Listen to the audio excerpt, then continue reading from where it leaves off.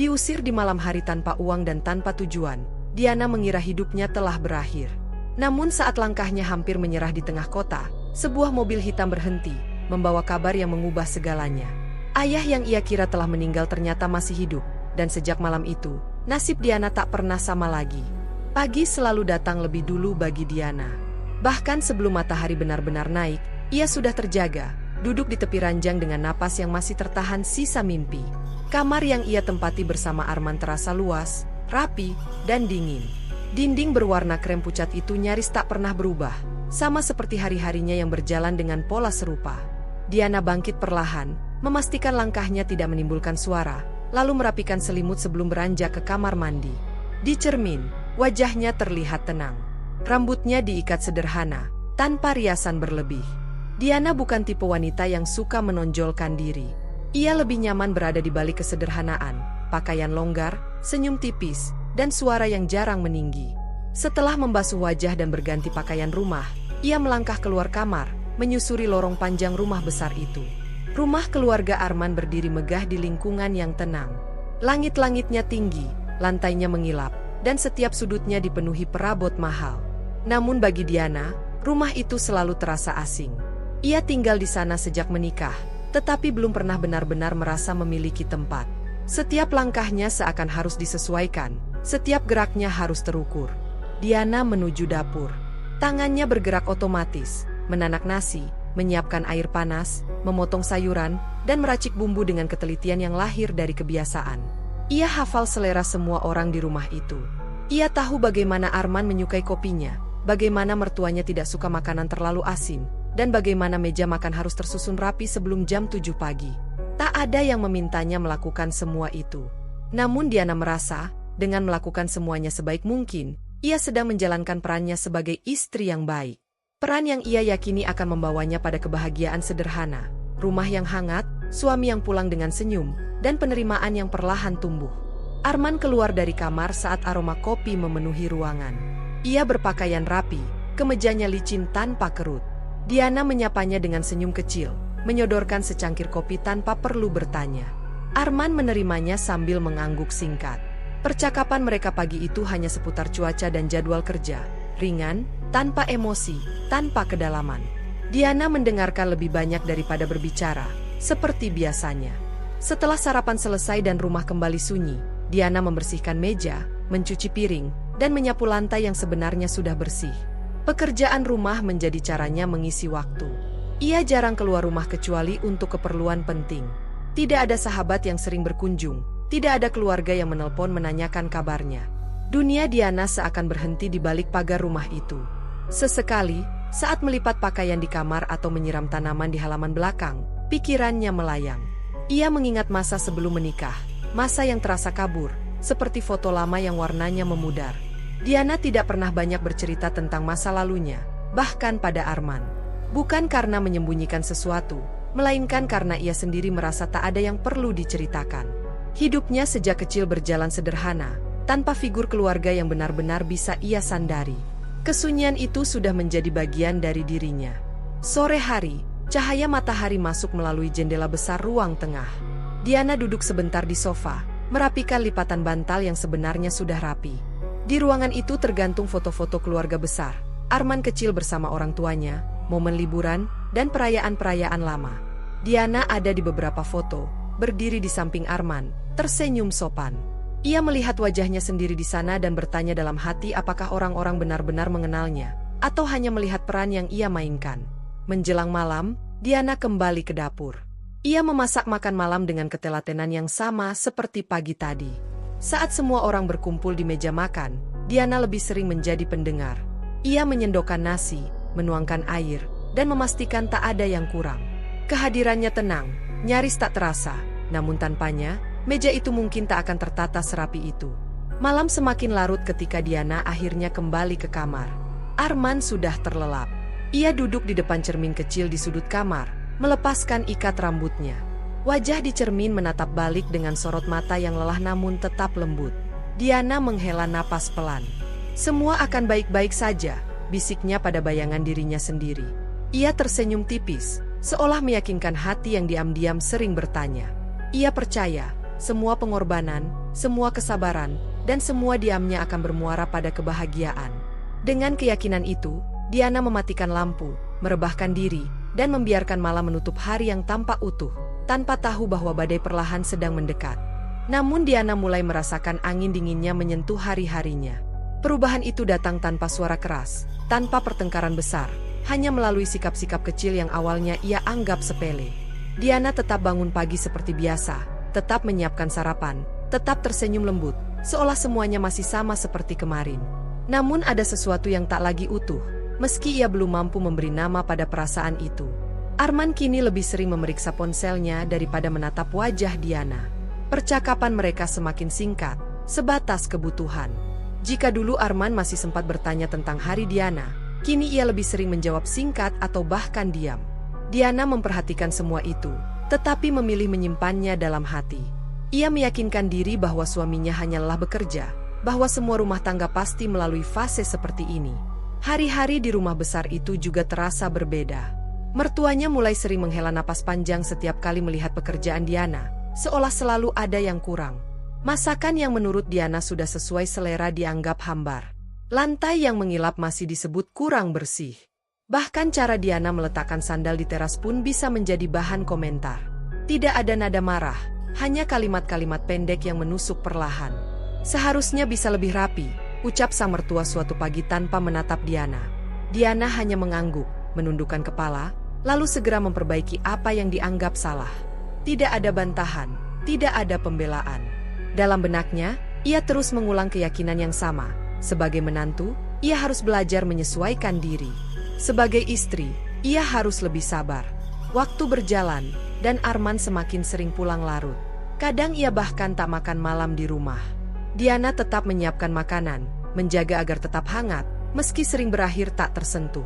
Saat Arman akhirnya pulang, wajahnya tampak lelah, dan Diana memilih tidak bertanya apapun. Ia hanya menyambut dengan senyum kecil dan segelas air hangat. Di balik ketenangannya, Diana mulai merasakan kelelahan yang berbeda. Bukan lelah fisik karena pekerjaan rumah, melainkan lelah menahan perasaan. Setiap komentar kecil, setiap tatapan dingin, menjadi goresan halus di hatinya. Namun goresan itu terlalu kecil untuk dianggap luka, terlalu ringan untuk dikeluhkan. Diana menumpuk semuanya, satu demi satu, dalam diam. Ia sering berdiri lebih lama di dapur, menatap api kompor yang menyala. Pikirannya melayang pada pertanyaan-pertanyaan yang tak pernah ia ucapkan. Apakah ia kurang berusaha? Apakah ada yang salah dengan dirinya? Diana selalu menemukan jawaban yang sama. Ia hanya perlu lebih sabar. Suatu sore, saat Diana sedang melipat pakaian di ruang keluarga, mertuanya melintas dan berhenti sejenak. Tatapan itu singkat, namun cukup membuat Diana merasa kecil. "Kamu di rumah seharian, seharusnya semuanya sudah beres," ucapnya datar. Diana menelan ludah. Ia ingin mengatakan bahwa semuanya memang sudah beres, bahwa ia sudah melakukan yang terbaik. Namun kata-kata itu tak pernah keluar. Ia hanya tersenyum tipis dan kembali melipat pakaian dengan tangan yang sedikit bergetar. Malam hari, di kamar yang terasa semakin sunyi, Diana duduk di tepi ranjang. Arman belum pulang. Ia memandang sekeliling, mencoba menemukan rasa nyaman yang dulu pernah ada. Namun kamar itu kini terasa seperti ruang tunggu, bukan tempat beristirahat. Diana memeluk lututnya, menarik napas panjang, lalu melepaskannya perlahan. "Aku hanya perlu bertahan," bisiknya pada diri sendiri. Ia percaya bahwa setiap rumah tangga diuji, dan yang bertahan adalah mereka yang sabar. Ia menolak melihat tanda-tanda yang mulai jelas, menolak mengakui bahwa hatinya perlahan retak. Diana memilih menyangkal, karena mengakui kebenaran berarti mempertanyakan semua yang selama ini ia perjuangkan. Keesokan harinya, ia kembali menjalani rutinitas yang sama. Senyum yang sama, langkah yang sama, dan diam yang sama. Dari luar, hidup Diana masih terlihat utuh. Namun di dalam dirinya, luka-luka kecil terus bertambah, menunggu waktu untuk saling bertemu dan berubah menjadi sesuatu yang tak lagi bisa diabaikan. Luka-luka kecil yang selama ini Diana abaikan akhirnya saling bertemu, menumpuk, dan menunggu satu malam untuk meledak menjadi kenyataan yang tak lagi bisa disangkal. Malam itu datang tanpa tanda khusus. Hujan turun sejak sore, menyisakan udara lembab dan sunyi yang menekan dada. Diana masih berada di dapur, menyiapkan makan malam seperti biasa, meski firasat aneh membuat tangannya beberapa kali berhenti di udara. Arman pulang lebih awal dari biasanya.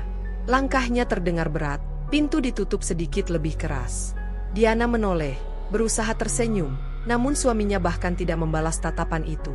Ia langsung duduk di ruang tengah, membuka jasnya dengan gerakan kasar. Diana menyajikan makanan di meja, lalu berdiri ragu di samping kursi. "Kamu kenapa?" tanya Diana pelan. Suaranya hampir tenggelam oleh suara hujan di luar. Arman mendengus, lalu menatapnya dengan sorot yang selama ini hanya Diana rasakan dalam diam. "Kamu benar-benar nggak sadar diri, ya?" ucapnya dingin. Diana terdiam. Jantungnya berdegup lebih cepat. Ia mencoba mencari kesalahan apa yang mungkin ia lakukan hari itu, namun tak menemukan apapun yang terasa cukup besar untuk memicu amarah seperti ini. Ibu mertua Diana keluar dari kamarnya, seolah telah menunggu momen itu. Ia berdiri di dekat pintu ruang makan, menyilangkan tangan, menatap Diana tanpa simpati. "Sudah lama kami tahan," katanya tajam. "Kamu pikir kami nggak lihat apa-apa selama ini?" Kata-kata itu jatuh seperti palu. Diana menelan ludah, matanya berpindah dari Arman ke mertuanya. Aku salah apa?" tanyanya lirih. "Segalanya," jawab Arman cepat. "Kamu nggak pernah bawa manfaat. Di rumah cuma bikin suasana berat. Aku capek pulang dan lihat kamu terus." Ucapan itu menghantam Diana lebih keras dari tamparan manapun. Dadanya terasa sesak. Ia ingin membela diri, ingin mengatakan bahwa ia telah melakukan segalanya, mengurus rumah, menjaga nama baik keluarga, mengalah setiap hari. Namun setiap kali ia membuka mulut, suaranya seakan tercekik. "Kamu ini beban," sambung ibu mertuanya tanpa ragu. "Dari dulu kami sudah salah terima kamu. Nggak ada keluarga, nggak ada apa-apa, cuma numpang hidup di sini." Air mata Diana jatuh tanpa suara. Ia berdiri di tengah ruangan, merasa semakin kecil. Rumah yang selama ini ia jaga, yang ia rawat dengan sepenuh hati, tiba-tiba terasa asing. Seolah ia hanya tamu yang masa tinggalnya telah habis. "Kamu keluar saja malam ini," kata Arman akhirnya. Nada suaranya datar, tanpa emosi. "Aku nggak mau lihat kamu lagi di rumah ini." Diana terpaku. "Sekarang?" tanyanya hampir berbisik. "Sekarang," ulang Arman tegas. Tak ada ruang untuk negosiasi. Tak ada pembelaan. Tak ada satupun yang berdiri di pihak Diana. Ia melangkah menuju kamar dengan kaki gemetar. Tangannya bergetar saat membuka lemari. Namun sebelum sempat mengambil apapun, ibu mertuanya sudah berdiri di ambang pintu. "Nggak usah bawa macam-macam," katanya dingin. "Keluar saja." Diana berhenti. Pandangannya kosong. Ia menutup kembali lemari perlahan. Yang ia bawa hanyalah pakaian yang melekat di tubuhnya dan tas kecil yang bahkan kosong. Saat melangkah keluar kamar, ia menoleh sebentar, memandang ruangan yang pernah ia tata dengan harapan. Kini semuanya terasa bukan miliknya. Pintu depan rumah terbuka. Udara malam yang dingin menyambutnya. Hujan sudah reda, menyisakan genangan di halaman. Diana berdiri di ambang pintu, berharap, entah pada siapa, akan ada yang memanggilnya kembali. Namun yang ia dengar hanyalah suara pintu ditutup keras di belakangnya. Bunyi itu seperti palu terakhir yang memutuskan segalanya. Diana berdiri beberapa detik, lalu melangkah pergi. Tanpa uang, tanpa barang, tanpa arah. Lampu-lampu jalan menyala redup, memantulkan bayangan tubuhnya yang tampak rapuh di aspal basah. Setiap langkah terasa berat, namun ia terus berjalan, karena berhenti berarti harus merasakan kehancuran itu sepenuhnya. Rumah yang pernah ia sebut keluarga kini menghilang di belakangnya, tertelan malam. Dan di jalan yang sepi itu, Diana menyadari satu hal yang paling menyakitkan. Hidup yang ia jaga dengan seluruh kesabaran, telah dihapus dalam satu malam. Dan kini Diana berjalan menyusuri jalanan kota dengan perasaan seolah dirinya pun ikut terhapus dari dunia. Langkahnya pelan, tidak tentu arah, hanya mengikuti kaki yang terus bergerak tanpa tahu harus berhenti di mana. Lampu-lampu jalan memantulkan cahaya pucat di aspal yang masih basah, sementara bayangannya memanjang dan menyusut, seperti hidupnya yang tiba-tiba kehilangan bentuk.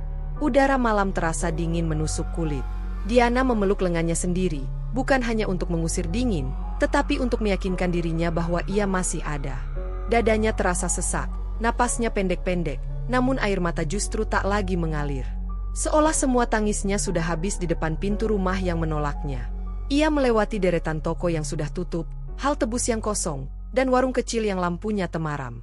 Kota tetap hidup dengan caranya sendiri. Mobil melintas, orang-orang tertawa di kejauhan, sementara Diana merasa menjadi satu-satunya makhluk yang tersesat di tengah keramaian itu.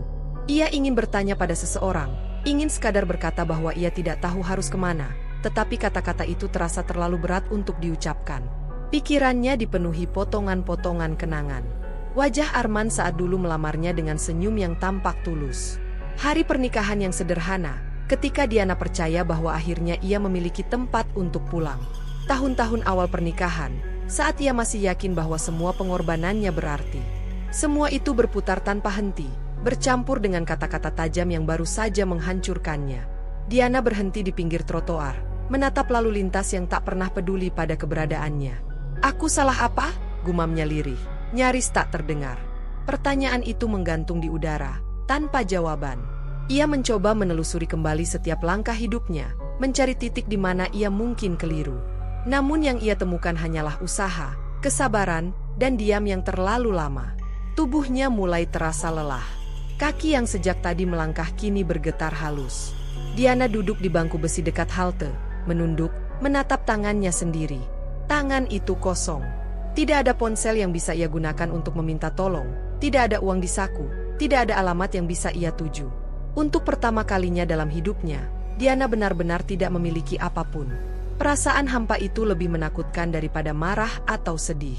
Ia merasa seperti orang yang tidak diinginkan oleh dunia manapun, tidak oleh rumah yang ia jaga, tidak oleh keluarga yang ia layani, bahkan tidak oleh masa lalu yang kini terasa asing. Diana adalah orang hilang di tengah kota yang tak pernah berhenti bergerak. Langit malam tampak kelabu. Diana menengadah, berharap menemukan sesuatu, bintang, bulan, tanda apapun, yang bisa memberinya sedikit kekuatan. Namun yang ia lihat hanya awan gelap yang bergerak perlahan. Dadanya terasa semakin berat, dan air mata yang sejak tadi tertahan akhirnya jatuh, satu persatu, membasahi pipinya. "Aku capek," bisiknya, suaranya pecah. Ia berdiri kembali, mencoba melangkah, namun tubuhnya goyah. Pandangannya berkunang-kunang, dunia terasa berputar. Diana berpegangan pada tiang lampu, menarik napas dalam-dalam. Di titik itu, ia benar-benar merasa hampir menyerah. Jika ia duduk dan tak bangkit lagi, mungkin tak akan ada yang mencari. Saat itulah suara mesin mobil terdengar mendekat dan melambat. Diana tidak langsung menoleh. Baginya, semua suara kini sama, asing dan jauh. Namun cahaya lampu mobil yang berhenti tepat di depannya membuatnya terpaksa mengangkat kepala. Sebuah mobil hitam berkilau, tampak kontras dengan dirinya yang kusut dan lelah. Pintu mobil belum terbuka. Mesin masih menyala pelan. Diana berdiri terpaku, hatinya berdebar tanpa tahu mengapa. Di tengah keputusasaan yang hampir menelannya, sesuatu yang tak terduga hadir begitu saja. Ia tidak tahu bahwa malam itu, ketika dirinya merasa paling hilang, takdir justru mulai bergerak perlahan ke arahnya. Takdir yang mulai bergerak perlahan itu kini berhenti tepat di hadapan Diana, berwujud sebuah mobil hitam mewah yang mesinnya masih menyala pelan di tengah sunyi malam. Cahaya lampu depannya menerangi wajah Diana yang pucat dan mata yang sembab.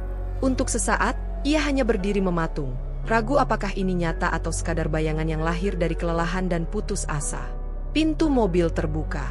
Seorang pria turun dengan langkah tenang. Jasnya rapi, sepatunya mengilap, dan posturnya tegak.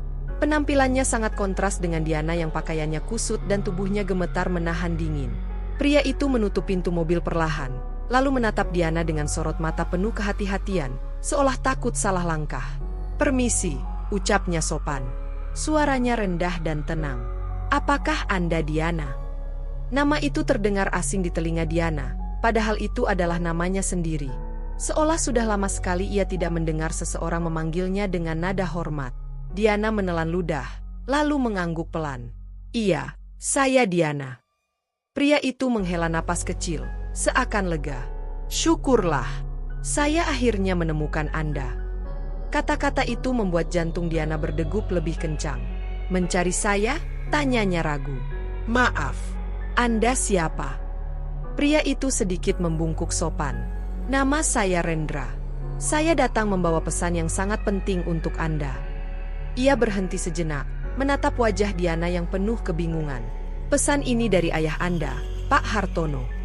Dunia Diana seakan berhenti berputar. "Ayah." Nama itu menghantam kepalanya lebih keras daripada semua kata kasar yang ia dengar malam ini. Diana menggeleng cepat, langkahnya mundur satu tapak. "Tidak mungkin, ucapnya spontan. Suaranya meninggi karena panik. Ayah saya sudah meninggal. Dari dulu saya tahu itu. Rendra tidak terlihat terkejut. Seolah ia sudah menduga reaksi itu. Saya mengerti kenapa Anda tidak percaya, katanya lembut. Tapi Pak Hartono masih hidup. Dan beliau sudah mencari Anda selama bertahun-tahun. Diana tertawa kecil, tawa yang rapuh dan hampir berubah menjadi tangis. Anda salah orang, katanya. Saya tidak punya siapa-siapa. Ayah saya meninggal waktu saya masih kecil. Saya sendirian. Rendra merogoh saku jasnya, lalu mengeluarkan sebuah dompet kulit hitam. Dari dalamnya, ia mengeluarkan selembar foto lama yang warnanya sudah mulai pudar. Dengan hati-hati, ia menyodorkannya pada Diana. Tangan Diana gemetar saat menerima foto itu. Matanya menelusuri gambar seorang pria paruhbaya yang tersenyum sambil menggendong seorang anak perempuan kecil. Nafas Diana tercekat. Anak kecil itu adalah dirinya. Ia mengenali tanda kecil di pipi kiri, senyum polos yang sudah lama terkubur dalam ingatan. Kami tidak pernah berhenti mencari Anda, lanjut Rendra pelan. Namun jejak Anda seperti menghilang. Nama Anda berubah, alamat berpindah-pindah, dan banyak orang yang menutup-nutupi keberadaan Anda. Pak Hartono menyesal, sangat menyesal. Air mata Diana jatuh tanpa bisa dicegah. Ingatannya berputar cepat. Potongan masa kecil yang selama ini kabur. Suara tawa yang samar. Pelukan hangat yang pernah ada, lalu hilang begitu saja. Selama ini ia hidup dengan keyakinan bahwa ia ditinggalkan oleh takdir. Namun bagaimana jika kenyataannya berbeda? Kalau benar ayah saya hidup, suara Diana bergetar. Kenapa dia baru muncul sekarang? Di saat hidup saya sudah hancur. Rendra menunduk sebentar. Beliau selalu ingin menemukan Anda. Tapi banyak rintangan. Dan sekarang, beliau tahu Anda sedang dalam keadaan sulit. Kata-kata itu terasa seperti luka yang disentuh langsung. Diana menoleh ke jalan kosong di sekelilingnya. Malam, dingin, dan kesendirian. Ia memang sedang berada di titik terendah hidupnya. Dan tepat di saat itulah, masa lalu yang ia kira sudah mati datang menemuinya. Pak Hartono ingin bertemu dengan Anda, kata Rendra lagi. Beliau menunggu. Diana menatap mobil hitam itu. Kendaraan itu tampak seperti pintu menuju dunia yang sama sekali berbeda dari hidupnya selama ini. Namun juga seperti pintu yang memaksanya menghadapi kebenaran yang belum siap ia terima. Jika ia menolak, ia akan kembali menjadi orang hilang di tengah kota, tanpa arah dan tanpa siapapun. Jika ia menerima, hidupnya mungkin akan berubah, atau justru semakin rumit. Diana memejamkan mata sejenak, menghirup udara malam yang dingin. Di dalam hatinya, ada rasa takut, marah, dan harapan yang bercampur menjadi satu. Untuk pertama kalinya setelah malam yang panjang itu, ia dihadapkan pada pilihan besar. Menolak kebenaran yang mengguncang segalanya, atau melangkah masuk ke mobil hitam itu dan menghadapi takdir yang selama ini tersembunyi. Pilihan besar itu akhirnya Diana ambil dengan langkah yang gemetar, melangkah masuk ke mobil hitam itu dan membiarkan pintunya tertutup perlahan di belakangnya. Suara pintu yang menutup terdengar pelan, namun cukup untuk menandai bahwa Diana sedang meninggalkan satu kehidupan dan menuju sesuatu yang sama sekali asing. Mobil mulai bergerak, meninggalkan jalanan sepi yang beberapa saat lalu hampir menjadi saksi keputusasaannya. Di dalam mobil, suasana hening. Diana duduk kaku, menatap jendela, melihat lampu-lampu kota berlalu seperti potongan hidup yang tak sempat ia genggam. Rendra tidak banyak bicara. Ia hanya sesekali melirik Diana melalui kaca spion, seolah memastikan wanita itu baik-baik saja. Namun Diana tahu, dirinya jauh dari kata baik-baik saja. Dadanya berdebar, pikirannya penuh, dan hatinya dilanda pertanyaan yang tak terhitung jumlahnya. Perjalanan terasa panjang, meski waktu sebenarnya berjalan cepat. Hingga akhirnya mobil memasuki sebuah kawasan yang lebih tenang, dengan pepohonan tinggi dan jalan yang rapi. Sebuah rumah besar berdiri anggun di ujung jalan, dikelilingi pagar besi hitam. Mobil berhenti tepat di depan gerbang yang perlahan terbuka. Diana menelan ludah. "Ayah saya, ada di sini?" tanyanya lirih. "Iya," jawab Rendra singkat namun pasti. Saat mobil berhenti sepenuhnya, Diana belum juga bergerak. Tangannya mengepal di pangkuan, jantungnya terasa hendak melompat keluar. Ia tidak tahu wajah seperti apa yang akan ia temui. Ia tidak tahu apakah pertemuan ini akan menyembuhkan atau justru melukai lebih dalam. Pintu mobil terbuka. Diana akhirnya turun, langkahnya ragu. Rendra mempersilakan Diana masuk ke dalam rumah. Begitu pintu utama terbuka, Aroma kayu dan ketenangan menyambutnya. Rumah itu terasa hangat, namun juga penuh jarak, seperti seseorang yang sudah lama menunggu, namun takut untuk berharap. Di ruang tamu, seorang pria parubaya berdiri membelakangi pintu. Rambutnya sudah memutih di beberapa bagian, bahunya sedikit membungkuk, seolah waktu telah menekan hidupnya terlalu lama. Saat pria itu perlahan berbalik, Diana membeku. Wajah itu asing, namun sekaligus begitu dekat. Pria itu menatap Diana dengan mata yang bergetar. Bibirnya terbuka, namun tak ada suara yang keluar. Beberapa detik terasa seperti keabadian. Lalu, dengan suara serak yang nyaris pecah, ia berkata, "Diana." Satu kata itu meruntuhkan pertahanan Diana. Kakinya lemas, dan air mata yang sejak tadi tertahan akhirnya jatuh tanpa kendali. Ia menutup mulutnya dengan tangan, mencoba menahan isak yang keluar begitu saja. Pak Hartono melangkah mendekat, ragu-ragu, seolah takut Diana akan menghilang jika ia terlalu cepat. "Maafkan ayah," ucapnya lirih. "Maafkan ayah karena terlambat." Tangis Diana pecah. Semua luka, semua rasa kehilangan, dan semua pertanyaan yang ia pendam sejak kecil tumpah dalam satu waktu. Pak Hartono akhirnya memeluk Diana, pelukan yang kaku di awal, namun kemudian menguat, seolah tak ingin melepaskan lagi. "Ayah kira kamu sudah pergi selamanya," kata Pak Hartono di sela isak. "Mereka bilang kamu dibawa jauh, dan ayah percaya." Diana melepaskan pelukan itu perlahan, menatap wajah ayahnya dengan mata basah. "Kenapa ayah tidak pernah datang?" tanyanya dengan suara gemetar. "Kenapa ayah membiarkan aku sendirian?" Pak Hartono menunduk. Air mata jatuh dari matanya, sesuatu yang tak pernah ia izinkan selama puluhan tahun. "Ayah salah, nak," katanya lirih. "Ayah terlalu percaya pada orang-orang yang ingin memisahkan kita. Ayah mencari, tapi selalu gagal. Setiap petunjuk berakhir buntu." Ia menceritakan masa lalu yang selama ini terkubur. Tentang kesalahpahaman, tentang orang-orang yang memanfaatkan keadaan, tentang kebohongan yang terus berlapis hingga kebenaran tak lagi terlihat. Diana mendengarkan dalam diam, hatinya terasa perih namun juga perlahan mengerti. "Ayah tidak pernah berhenti mencari," lanjut Pak Hartono. "Setiap tahun, setiap kota. Tapi kamu seperti menghilang dari dunia." Diana terdiam. Selama ini ia mengira dirinya ditinggalkan, padahal kenyataannya jauh lebih rumit dan menyakitkan. Ia bukan tidak diinginkan, ia tersesat di antara kesalahan orang dewasa. Malam itu, mereka duduk berhadapan, berbagi cerita yang seharusnya terjadi bertahun-tahun lalu. Tidak ada kemarahan yang meledak, hanya kesedihan yang dalam dan penyesalan yang terlambat. Diana melihat ayahnya bukan sebagai sosok kuat yang sempurna, melainkan manusia rapuh yang menyimpan rasa bersalah terlalu lama. Dan di tengah semua air mata itu, Diana menyadari satu hal, masa lalunya memang hilang dari waktu, namun kini ia mulai menemukan kembali akar yang selama ini ia kira tak pernah ada. Akar yang selama ini Diana kira tak pernah ada kini mulai tumbuh kembali, namun tanah tempatnya berpijak terasa asing dan dingin di telapak kakinya. Pagi pertamanya di rumah Pak Hartono datang dengan keheningan yang berbeda dari rumah mertuanya dulu. Tidak ada suara sindiran, tidak ada langkah tergesa, hanya ketenangan yang justru membuat Diana merasa canggung. Ia terbangun di kamar luas dengan tempat tidur empuk dan jendela besar yang menghadap taman rapi. Segalanya tampak terlalu sempurna untuk seseorang yang semalam masih berjalan tanpa arah di tengah kota. Diana duduk di tepi ranjang, memandangi sekeliling kamar yang kini menjadi miliknya. Lemari kayu mengilap, meja rias sederhana namun elegan, dan tirai putih yang bergerak lembut tertiup angin pagi. Ia menyentuh spray dengan ujung jarinya, seolah memastikan bahwa semua ini nyata. Di balik kenyamanan itu, dadanya terasa sesak. Ia tidak terbiasa dengan ruang yang begitu memberinya tempat tanpa syarat.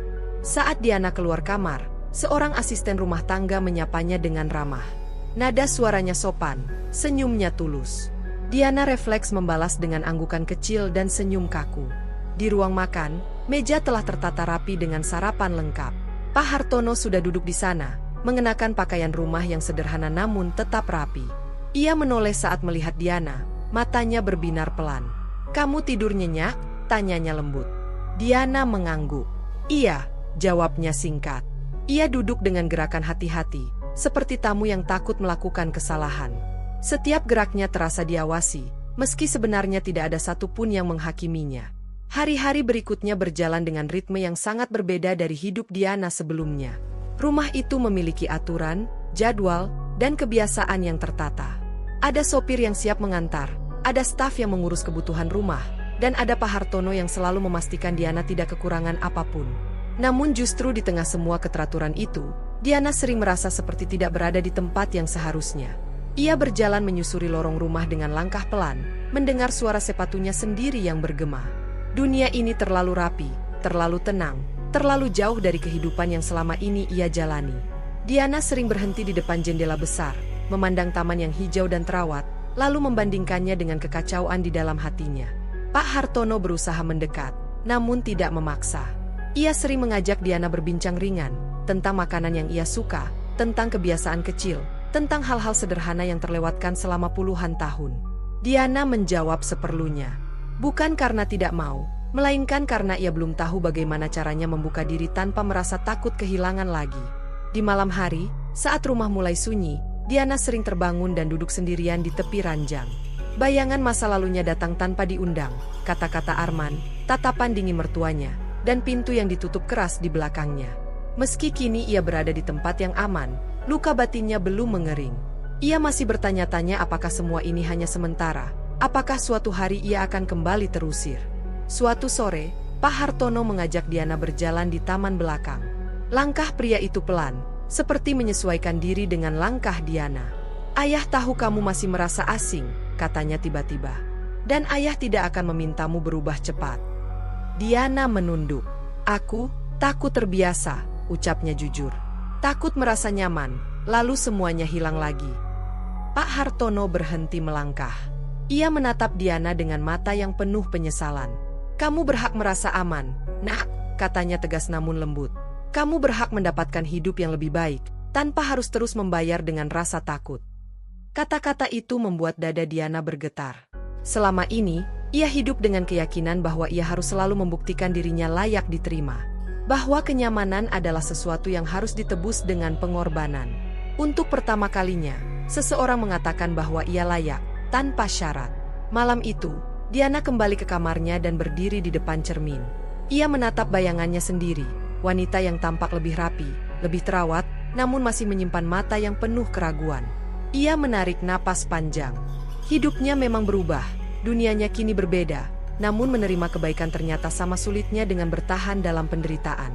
Diana menyentuh dadanya, merasakan detak jantungnya yang masih sering berdebar karena takut. Ia tahu, perjalanan ini belum selesai. Ia belum sepenuhnya sembuh. Namun di dunia yang tak pernah ia kenal ini, Diana perlahan belajar satu hal penting, bahwa hidup tidak selalu harus diperjuangkan dengan luka, dan bahwa dirinya pantas mendapatkan kesempatan kedua. Kesempatan kedua yang mulai Diana terima perlahan itu ternyata bukan hanya tentang hidup yang lebih tenang, melainkan juga tentang kebenaran yang akhirnya menemukan jalannya sendiri. Hari-hari di rumah Pak Hartono berjalan lebih stabil. Diana mulai belajar bernapas tanpa rasa takut yang berlebihan, meski bayangan masa lalu masih sering muncul tanpa aba-aba. Ia tidak lagi berjalan menunduk, namun juga belum sepenuhnya tegak. Hingga suatu pagi, masa lalu yang ia kira telah tertinggal datang mengetuk dengan cara yang tak terduga. Rendra datang dengan wajah serius. Ia menyerahkan sebuah map tipis kepada Pak Hartono, lalu melirik Diana sekilas. "Mereka sudah tahu," ucapnya pelan namun jelas. Diana mengernyit. "Tahu apa?" tanyanya. Pak Hartono menarik napas panjang sebelum menjawab. "Tentang kamu. Tentang siapa ayahmu." Kata-kata itu membuat jantung Diana berdegup lebih cepat. Selama ini, ia belum benar-benar memikirkan kemungkinan bahwa kehidupan lamanya akan bersinggungan lagi dengan dunia barunya. Ia mengira semua sudah selesai saat pintu rumah itu ditutup di belakangnya. Ternyata, ia keliru. Pak Hartono menjelaskan dengan suara tenang namun berat. Arman dan keluarganya mulai mencari informasi tentang Diana setelah mendengar kabar samar dari lingkungan sekitar, tentang seorang wanita yang diusir malam-malam lalu, yang kemudian terlihat bersama mobil mewah. Rasa penasaran berubah menjadi ketakutan ketika mereka mengetahui nama Hartono disebut-sebut. Kebenaran yang selama ini mereka anggap tidak penting kini berdiri tepat di depan mereka. "Selama ini," lanjut Pak Hartono, "mereka memanfaatkan kamu, tenagamu, kesabaranmu, bahkan statusmu sebagai istri. Dan ketika mereka tahu kamu tidak punya siapa-siapa, mereka merasa aman." Diana terdiam. Potongan-potongan kejadian di masa lalu mulai tersusun rapi. Sindiran yang terus-menerus, perlakuan dingin, dan pengusiran itu bukan sekadar emosi sesaat. Ada keyakinan bahwa Diana tidak akan mampu melawan, tidak akan punya tempat untuk kembali. Beberapa hari kemudian, tamu yang tak pernah Diana bayangkan berdiri di ruang tamu rumah Pak Hartono. Arman datang bersama ibunya.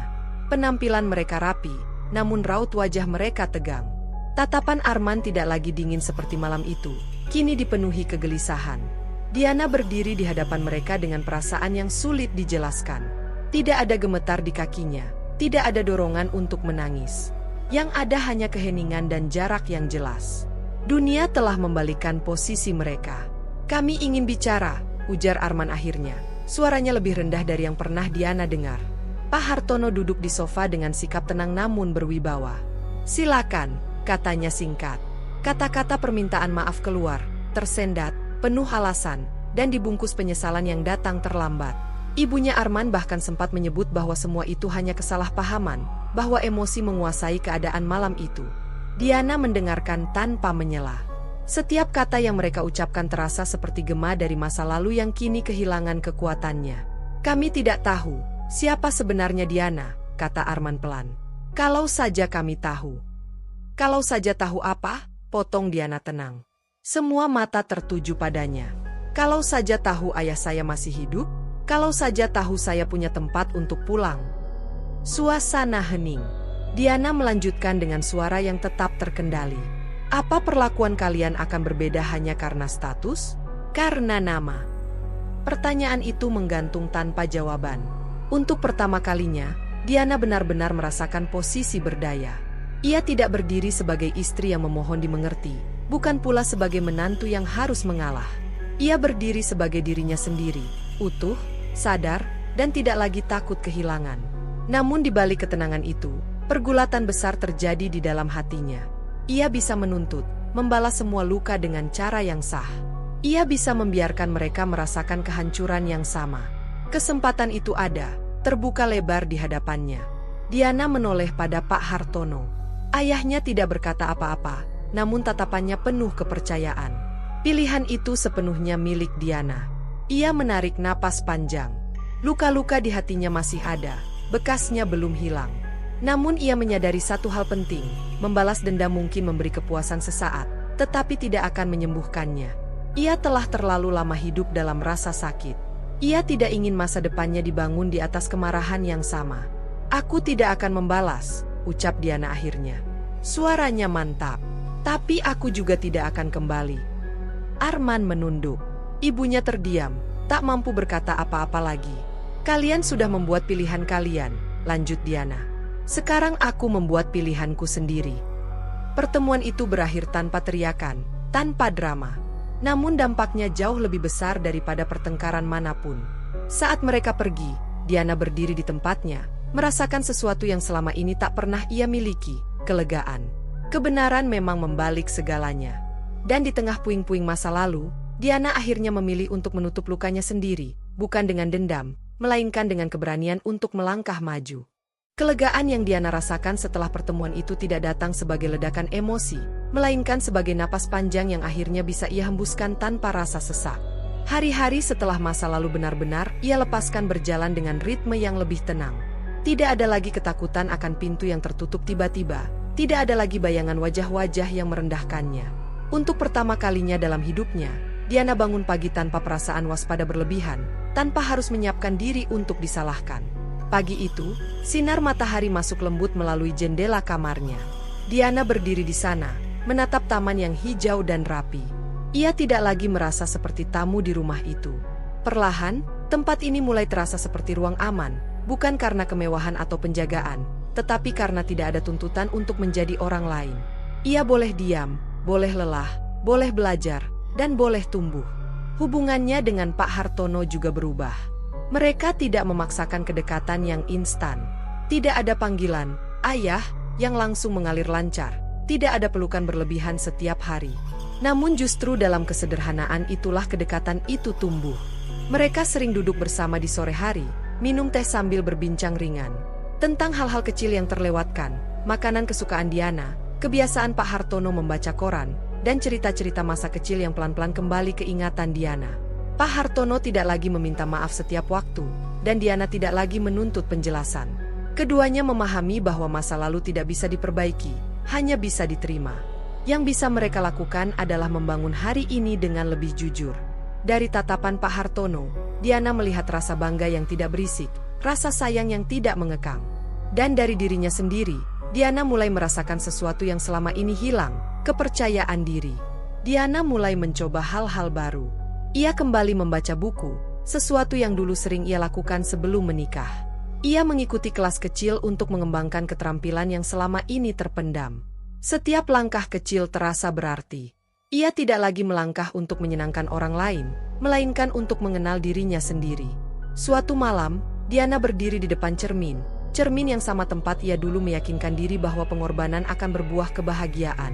Kini, wanita yang menatap balik memiliki sorot mata yang berbeda. Masih lembut, namun tidak lagi rapuh. Masih tenang, namun tidak lagi takut kehilangan segalanya. "Aku cukup," ucap Diana pelan. Kalimat itu sederhana, namun menggema kuat di dadanya. Ia tidak lagi mendefinisikan dirinya dari pernikahan yang gagal, dari pengkhianatan, atau dari penolakan. Semua itu adalah bagian dari hidupnya, tetapi bukan penentu nilainya. Luka-luka itu pernah membentuknya, namun tidak lagi mengikatnya. Diana juga belajar memaafkan dirinya sendiri, atas diam yang terlalu lama, atas harapan yang ia taruh di tempat yang salah, atas ketakutan yang membuatnya bertahan lebih lama dari yang seharusnya. Memaafkan diri sendiri ternyata lebih sulit daripada memaafkan orang lain, namun justru itulah yang paling ia butuhkan. Di suatu sore yang tenang, Diana berjalan sendirian di taman. Angin sepau-sepa menyentuh wajahnya. Ia berhenti sejenak, menutup mata, dan menghirup udara dalam-dalam. Tidak ada lagi rasa tersesat. Tidak ada lagi dorongan untuk kembali ke masa lalu. Jalan di depannya memang belum sepenuhnya jelas, namun untuk pertama kalinya, Diana tahu bahwa ia mampu melaluinya dengan kakinya sendiri. Ia menyadari bahwa rumah bukanlah tempat yang menuntut pengorbanan tanpa henti, bukan pula orang-orang yang membuatnya merasa kecil. Rumah adalah ruang di mana ia diterima, dan lebih dari itu, rumah adalah dirinya sendiri. Perjalanan Diana tidak berakhir dengan kebahagiaan yang sempurna atau hidup tanpa masalah. Namun ia berakhir dengan sesuatu yang jauh lebih berharga, kesadaran akan nilai dirinya. Dari wanita yang terus mengalah, Diana tumbuh menjadi perempuan yang mengenal batas, menghargai diri, dan berani memilih jalan hidupnya sendiri. Dan di sanalah Diana akhirnya menemukan jalan pulang, bukan ke rumah lama, bukan ke masa lalu, melainkan ke dirinya sendiri.